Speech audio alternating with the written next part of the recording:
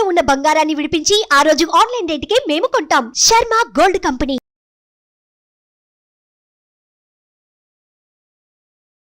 నమస్కారం, welcome to Suman TV. ఈ దశాబ్దంలోనే అతి ఎక్కువ నిడివి గల సూర్యగ్రహణం ఏర్పడబోతోంది. అది కూడా ఏప్రిల్ 8వ తారీఖున. పట్టుబిడుపు సమయాలు ఎప్పుడు ఉంటాయి? అసలు భారతదేశంలో ఉన్న వాళ్ళు నియమాలు పాటించాలా? ఏ విధమైన ఫలితాలు ఈ సూర్యగ్రహణం ఏ రాశుల వారికి ఎలా ఇవ్వబోతోంది? వీటి గురించి తెలుసుకుందాం. ప్రస్తుతం మనతో పాటు ఉన్నారు ప్రముఖ జ్యోతిషులు, తంత్రశాస్త్ర కోవిదులు డాక్టర్ ప్రదీప్ జోషి గారు. వారితో మాట్లాడి మరిన్ని విషయాలు తెలుసుకుందాం. గురుగారు నమస్కారం అండి. గురుగారు, ఏప్రిల్ 8వ తారీఖున అతిపెద్ద సూర్యగ్రహణం ఏర్పడబోతుందని విన్నాము. అంటే భారతదేశానికి ఉంటుందా ఉండదా? పట్టుబిడుపు సమయాలు ఏమిటి? అలాగే ఏ ఏ రాశుల వారికి ఎలా ఉండబోతోంది? ఈ వివరాలన్నీ తెలుసుకోవాలనుకుంటున్నాను. అచింత్య వ్యక్త రూపాయ నిర్గుణాయ గుణాత్మని సమస్త జగదాధార మూర్తయే బ్రహ్మణే నమః. ఇది సూర్య సిద్ధాంతంలో ఉండేటువంటి ప్రథమ మంగళాచరణ శ్లోకం. ఏమంటారు అంటే సమస్త జగదాధార మూర్తయే బ్రహ్మణే నమః అంటారు. సమస్త జగత్తుకి ఆధారం ఎవరు అంటే సూర్యుడే. ఆయన లేకపోతే మనం ఎవరం లేం. సూర్యుడు లేకపోతే గ్రావిటేషన్ లేదు, సూర్యుడు లేకపోతే ఇంకేం లేదు, ఇంకా మొత్తం అంతా కొలాప్సే. కాబట్టి మహాద్భుతమైన సూర్యమండలం నుంచి మన భూమికి రెగ్యులర్గా కిరణాలు అందుతున్నాయి కాబట్టి మనం అందరం బతుకుతున్నాం. ఈ భూమికి ప్రాణశక్తినిచ్చేది ఎవరు అంటే సూర్యుడే. ఈ సూర్యగ్రహణము యొక్క కిరణాలు రెగ్యులర్గా పడుతూ ఉంటాయి. అంటే ఒక యూనివర్సల్లో ఒక ప్రాసెస్ ఉంది. అంటే ఉదయం నుంచి సాయంత్రం వరకు సూర్యుడి కిరణాలు పడతాయి. ఇదంతా ఒక ప్రాసెస్. కానీ ఆల్ ఆఫ్ సడన్ గా స్ట్రక్ అయిపోతుంది. ఎన్ని గంటలు అంటే 5:30 గంటల సమయం, 5 గంటల 20 నిమిషాల సమయం పాటు ఈ యొక్క లార్జెస్ట్ సూర్యగ్రహణం, the centuries largest solar eclipse ఇది. ఈ సెంచరీలోనే లార్జెస్ట్ ఎక్కువ సమయం ఉన్నటువంటి సూర్యగ్రహణం ఇది. మనకి ఉగాదికి ముందే రావడం అనేది ఒక అరిష్టము. ఇది ప్రజలు తీవ్రంగా కొట్లాడుకుంటారు, తీవ్రంగా గొడవ పడతారు, యుద్ధ భీతి జరుగుతుంది. ఆ ప్రభావం సంవత్సరం మొత్తం ఉంటుంది. ఈ సంవత్సరం అంతా కూడా అడవులు తగలబడిపోతాయి, కెమికల్ ఫ్యాక్టరీస్ లో బ్లాస్టింగ్స్ ఎక్కువ జరుగుతాయి, మరణాలు ఎక్కువగా ఉంటాయి. సూర్యగ్రహణంకి జరిగితే, ఉగాదికి ముందు జరిగితే చాలా తీవ్రమైనటువంటి ప్రభావాలు ఉంటాయి. అయితే ఈ సూర్యగ్రహణం ఎక్కడ కనిపిస్తుంది అని అంటే మన భారతదేశంలో కనిపించదు. కాబట్టి అందరూ హాయిగా గుండెల మీద చేసుకోండి. ఇల్లు కడగాల్సిన పని లేదు.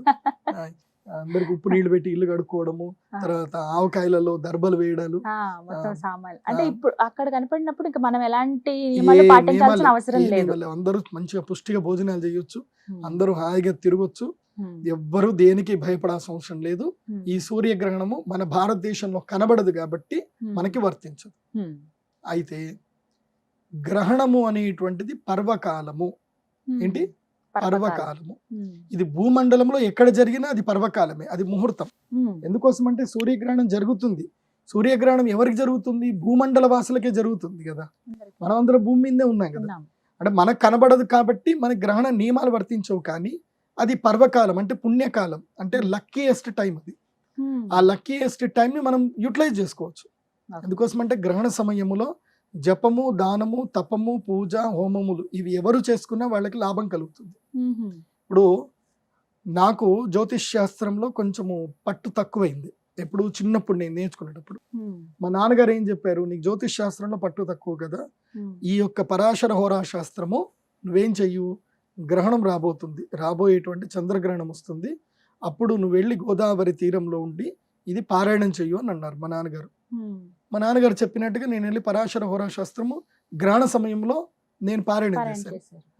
ఇప్పుడు నాకు మొత్తం తెలుగు రాష్ట్రాల్లో మంచి నెంబర్ 1 పొజిషన్లో, కానీ ఇప్పుడు స్టార్ మాలో ప్రోగ్రామ్ కానివ్వండి, సుమన్ టీవీ వాళ్ళతో కానివ్వండి, ఇంత అనర్గళంగా మాట్లాడుతున్నాను అంటే ఆ రోజు, ఆ గ్రహణము రోజున నేను అమ్మవారి గురించి అక్కడ బృహత్ పరావర శాస్త్రం పారాయణం చేశాను కాబట్టి, తర్వాత సూర్య సిద్ధాంత పారాయణం చేశాను, తర్వాత కంఠము వరకు నీళ్లలో ఉండి తపస్సు చేయాలి, కొన్ని జపాలు చేయాలి, అవి మేము చేశాం, చాలా వరకు చేశాను.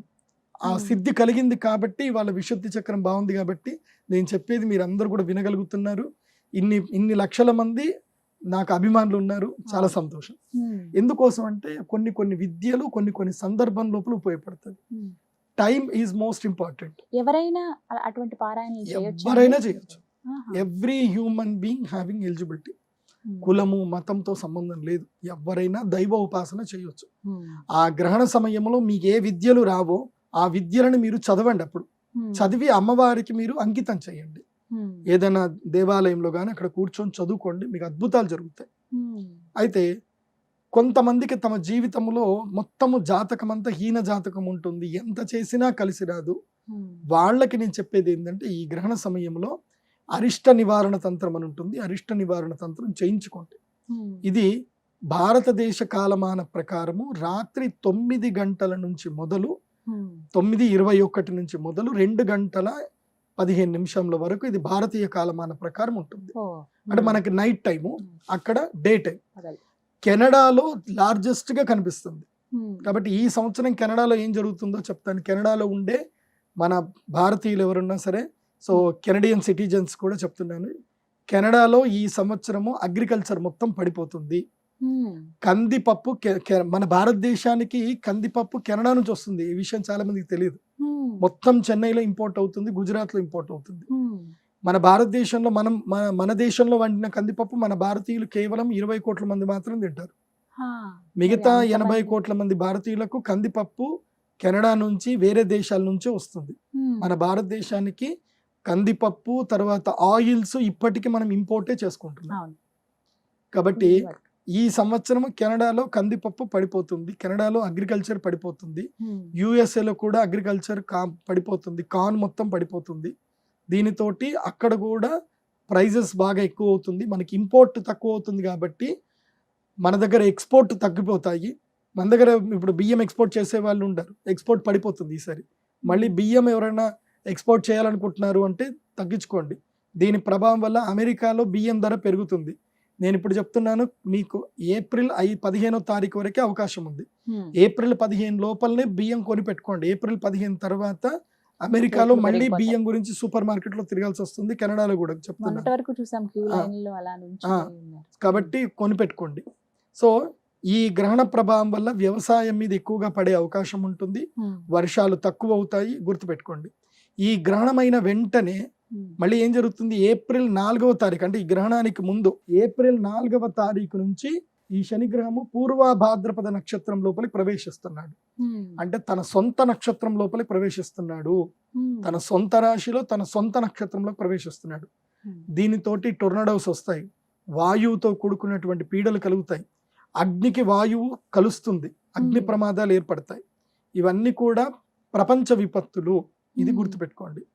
ఇక ఈ శనిగ్రహ ప్రభావము, సూర్యుడు హీనమైపోవడము, శని ప్రభావం ఎక్కువగా పెరగడం వల్ల ఎవరెవరైతే గనక ఏలినాటి శని ప్రభావాన్ని అనుభవిస్తున్నటువంటి మీనరాశి వారు, అదేవిధంగా కుంభరాశి మకర రాశి వాళ్ళకి, అర్ధాష్టమ శని ఉన్నటువంటి కర్కాటక రాశి వారికి, అష్టమ శని ఉన్నటువంటి కర్కాటక రాశికి, అర్ధాష్టమ శని ఉన్నటువంటి వృశ్చిక రాశి వారికి ఈ నెల రోజుల పాటు కీడు, నెల రోజుల పాటు సంకటం ఏర్పడుతుంది.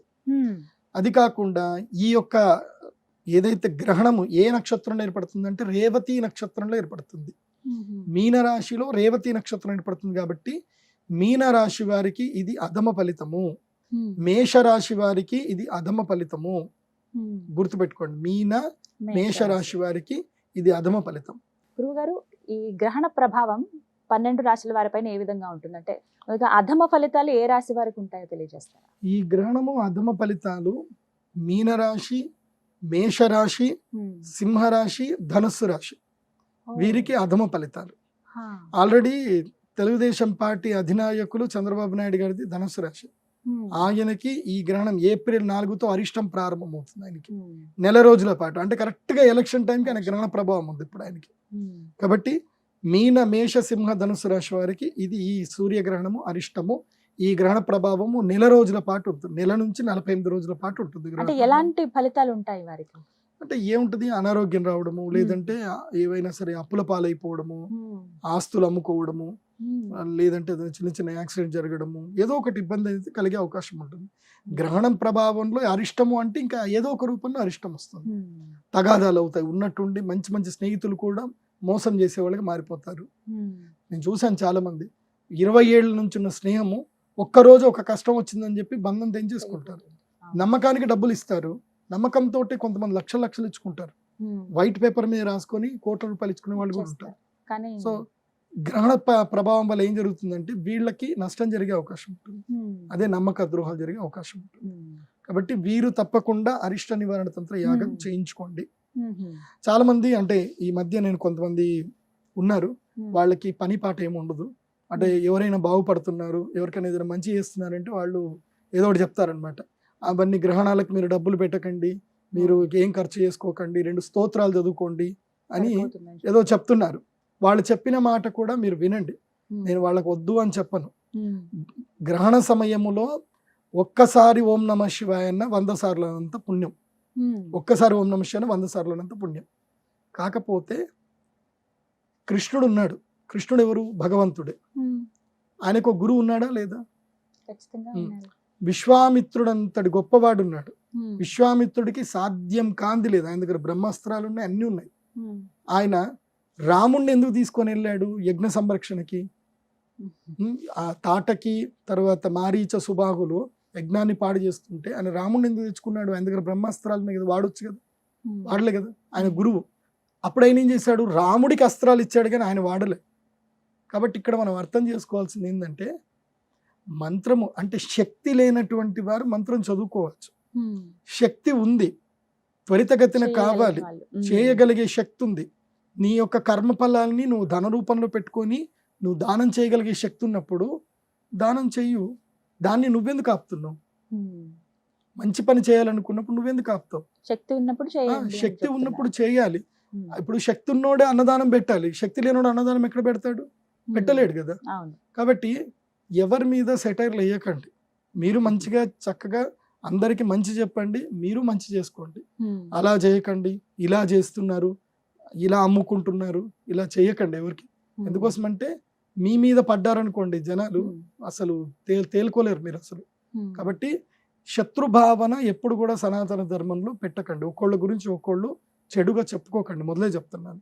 ఎందుకోసం అంటే గ్రహణం చేసేటప్పుడు ఒక్కోళ్ళకి శక్తి ఉంది, చాలా మందికి మేలు చేస్తారు, మేలైన వాళ్ళు తిరిగి వస్తున్నారు వాళ్ళ దగ్గరికి, నీకేం కష్టం వచ్చింది? అదొకటి. సో అరిష్ట నివారణ తంత్రం చేయించుకుంటే మంచిది.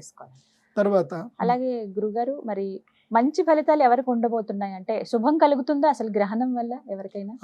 గ్రహణం వల్ల శుభాలు కలుగుతాయి. నేను చెప్పాను కదా లాస్ట్ టైం కన్యా రాశి వారికి బాగా లేదు అని చెప్పాను, వాళ్ళ గ్రహణం జరిగింది, అది వాళ్ళకి 15 రోజుల్లో తీరిపోతుంది. ఎందుకోసం? సూర్యగ్రహణం వాళ్ళని సంరక్షిస్తుంది మళ్ళీ. సో ఈసారి కన్యా, తుల, వృషభ, మిథున రాశుల వారికి ఈ గ్రహణము రాజయోగాన్ని ఇస్తుంది. ఎవరికి? కన్యా, తుల, వృషభ, మిథున రాశి వారికి ఇది రాజయోగాన్ని ఇస్తుంది. మరి తెలుగు రాష్ట్రాల్లో భవిష్యత్తులో ముఖ్యమంత్రిగా పోటీ చేయబోతూ భవిష్యత్తులో ముఖ్యమంత్రి అవ్వాలని కోరుకున్నటువంటి వైఎస్ఆర్సీపీ నాయకుడు జగన్మోహన్ రెడ్డి గారిది ఏ రాశి అంటే మిథున రాశి. గ్రహణం తర్వాత ఆయనకి ఇంకా కలిసి వచ్చే అవకాశం ఉంది, ఆయనకి యాడ్ ఆన్ అవుతుంది. బికాజ్ ఈ గ్రహణ ప్రభావం చంద్రబాబు నాయుడు గారిని వీక్ చేస్తుంది, ఆయన్ని స్ట్రాంగ్ చేస్తుంది. అందుకే నేను ఒక పరిహారం చేసుకోమని చెప్పాను చంద్రబాబు నాయుడు గారికి. మీరు గ్రహణానికి లోపల ఈ పరిహారం చేసుకోలేకపోతే మాత్రం తీవ్రమైన ప్రభావం ఉంటుంది. ఎందుకోసం అంటే మిమ్మల్ని 53 రోజులు మీతో ఉన్నటువంటి వ్యక్తులు నాకు చెప్పారు, మీరు ఎలాంటి హీన పరిస్థితి అనుభవించారు, ఎంత బాధపడ్డారు, ఎలా ఉన్నారు అనే విషయం మొత్తం కూడా నాకు తెలుసు. కాబట్టి చెప్తున్నాను, మళ్ళీ ఆ పరిస్థితి మీకు రావద్దు అని నేను కోరుకుంటున్నాను. ఈ 4 రాశుల వరకు శుభంగా ఉంది. మరింత శుభ ఫలితాలు వీరు పొందాలంటే వీరేమైనా పరిహారం చేసుకోవాలండి? వీరు కూడా అరిష్ట నివారణ తంత్రం చేయించుకోవాలి. సింపుల్. శుభాలు మనకు కావాలంటే అరిష్టాలు దూరం అవ్వాలి, అరిష్టాలు దూరం అయితే ఆటోమేటిక్గా శుభం కలుగుతుంది. సో అరిష్ట నివారణ తంత్రం వీళ్ళు కూడా చేయించుకుంటే మంచిది. అయితే అమెరికా వాళ్ళు తప్పకుండా చేయించుకోండి. మొన్న ఆ మధ్య మేము చంద్రగ్రహణం గురించి చెప్పినప్పుడు చాలా మంది అమెరికా నుంచి ఫోన్ చేసి వాళ్ళందరూ వాళ్ళ గోత్రనామాలు చెప్పించుకున్నారు. చక్కగా వాళ్ళు కూడా అక్కడి నుంచి వాళ్ళ లైవ్ లో ఉండి యాగం చేయించుకున్నారు. సో అమెరికాలో ఉండే వాళ్ళందరూ యాగం చేయించుకోండి. భారతదేశంలో ఉండే వాళ్ళు కూడా ఇది పర్వకాలం కాబట్టి యాగం చేయించుకోండి. ఈ గ్రహణం మీద గురించి నేను ఏ భారతీయ వాసులకు నేను భయపెట్టట్లేదు. కోసమంటే వాళ్ళు భయపెడుతున్నారు, మీరు భయపడుతున్నారు, మీరు భయపడకండి. అది రాత్రి సమయం కాబట్టి గర్భిణీ స్త్రీలు ఇంకా హాయిగా 6 గంటల 8 గంటల వరకే ఇంట్లో పడుకున్నారనుకోండి, తెల్లారి నిద్రలు ఇస్తారు ఇంకా. కాబట్టి తొందరగా పడుకోండి. ఈ గ్రహణ సమయంలో గర్భిణీ స్త్రీలు మంచిగా కడుపు నిండా భోజనం చేసి హ్యాపీగా పడుకోండి, బయటకి ఎటు తిరగకండి, ఫోన్లు అసలు వాడకండి. గర్భిణీ స్త్రీలకు సింపుల్ సూచన. దీని గురించి అంటే ఎట్లాగో విండోస్ అన్ని క్లోజ్ చేసి పెట్టుకోవాలి. అది అమావాస్య కాబట్టి తీవ్రమైన కిరణాలు వస్తాయి కాబట్టి ఎట్టి పరిస్థితుల్లో గర్భిణీ స్త్రీలు రాత్రంతా ఇంట్లోనే ఉండండి, హాయిగా పడుకోండి. అలాగే మరి ఈ గ్రహణ ప్రభావం మిగతా రాశుల వారిపైన ఎలా ఉంటుంది? మిశ్రమంగా ఎవరికైనా ఉంటుందా ఇక ఈ 2 రాశులు కాని వాళ్ళకి మిగతా అంతా మిశ్రమ మిగతా ఫలితాలు. నలుగురు? కర్కాటక, కుంభ, వృశ్చిక, మకర రాశి వాళ్ళకి మిశ్రమ ఫలితాలు ఉంటాయి. అంటే వీళ్ళు యజ్ఞం చేయించుకున్నా పర్లేదు, చేయించుకోకున్నా పర్లేదు, వాళ్ళకి నార్మల్ గానే ఉంటుంది. వీళ్ళకి not good, not bad. So good ఎవరికైతే ఉందో వాళ్ళు మాత్రం అరిష్ట నివారణ తంత్రం చేయించుకోండి. బ్యాడ్ ఉంటే తప్పకుండా చేయించుకోండి. మీనరాశి వారైతే అస్సలు మిస్ చేసుకోవద్దు. ఎందుకోసం అంటే మీకు ఏళ్ళనాటి శని ప్రభావం కూడా ఎక్కువ అవుతుంది కాబట్టి తప్పకుండా చేయించుకోండి. గురుగారు, సాధారణంగా ఈ గ్రహణాల ప్రభావం ఎంత కాలం పాటు ఉంటుంది ఒక రాశి వారి పైన? గ్రహణం అయినప్పటి నుంచి మళ్ళీ పూర్ణబింబము, అంటే ఇప్పుడు సూర్యగ్రహణం అయింది అనుకోండి 30 రోజులు ఉంటుంది, చంద్రగ్రహణం అయింది అనుకోండి 15 రోజులు ఉంటుంది. అది సో 30 రోజులు కన్ఫామ్ గా గ్రహణ ప్రభావం సూర్యగ్రహణం అయిన తర్వాత ఉంటుంది, లేదా 48 రోజుల వరకు అయితే ఉంటుంది. దాని తర్వాత మళ్ళీ నార్మల్, మళ్ళీ గోచార ఫలితాలు మళ్ళీ వర్తిస్తాయి. అప్పటి వరకు గోచార ఫలితాలు కూడా వర్తించవు, ఏవి వర్తించవు. గ్రహణం ఉన్నప్పుడు ఆ గ్రహణ ప్రభావమే అందరి మీద వర్తిస్తుంది. మొత్తం మీద ఈసారి ఏర్పడబోయేటువంటి అతిపెద్ద సూర్యగ్రహణం భారతదేశం పైన ఎలాంటి ఎఫెక్ట్ ఉండదు? అంటే మనం పట్టుబిడుపుల సమయాలేమో మనం పాటించాల్సిన అవసరం గ్రహణ లేదు నియమాలు అక్కర్లేదు, ఎవరు భయపడాల్సిన అవసరం లేదు. 8వ తారీఖు ఏప్రిల్ 2024 రాత్రి 9 గంటల నుంచి తెల్లవారితే ఉగాది. ఆ 9వ తారీఖు తెల్లవారుజామున 2 గంటల వరకు ఈ గ్రహణం ఉంటుంది. మామూలుగా తెల్లవారితే 9వ తారీఖు మన అందరం కూడా ఏది ఉగాదికి సంబంధించిన పండుగ, పంచాంగ శ్రవణాలు అన్ని మనం నార్మల్ గా చేసుకోవచ్చు. కొంతమందికి డౌట్ ఉండొచ్చు, గ్రహణం ఉంది కదా ముందు రోజే ఏమైనా తెచ్చి పెట్టుకుంటే ఏమైనా కష్టం అంటే ఏం పర్లేదు. మన భారతదేశంలో ఏం లేకపోతే ముందు రోజులు అన్ని తెచ్చి పెట్టుకోండి, ఏం కాదు. మనం ఆ రోజున మళ్ళీ తెచ్చుకోవాలి, ఈ శ్రమ పడాల్సిన అవసరం లేదండి. అయితే ఒకటేందంటే కనుక ఈ గ్రహణ ప్రభావం మాత్రం రాశుల వారికి అందరికి ఉంటుంది. గ్రహణంలో ఈ పర్టికులర్ టైంలో మనం దేవాలయాలు మూయకూడదు, అన్నం తినకూడదు, గర్భిణీ స్త్రీలు జాగ్రత్త పడాలి, తర్వాత ఆహార పదార్థాల మీద దర్బలు వేసుకోవాలి, ఇల్లు కడుక్కోవాలి, ఈ నియమాలు వర్తించవు. కానీ గ్రహణ ప్రభావం మాత్రం రాశుల వారికి మాత్రం వర్తిస్తుంది. అది ఎక్కడ జరిగినా భూలోకంలోనే కదా మనం ఉండేది. సో మనకి రాశుల వారికి మాత్రం మనకి అది వర్తిస్తుంది. అయితే అమెరికాలో ఉండేటువంటి వాళ్ళకి 100% వర్తిస్తుంది, మనకి 70% వర్తిస్తుంది. ఒకటి అందరూ గమనించండి. చక్కగా వివరించారండి. నమస్కారం. శ్రీమతి. సుమన్ టీవీలో మీ పర్సనల్ అండ్ బిజినెస్ ప్రమోషన్స్ కోసం కింది నెంబర్కి కాంటాక్ట్ చేయండి.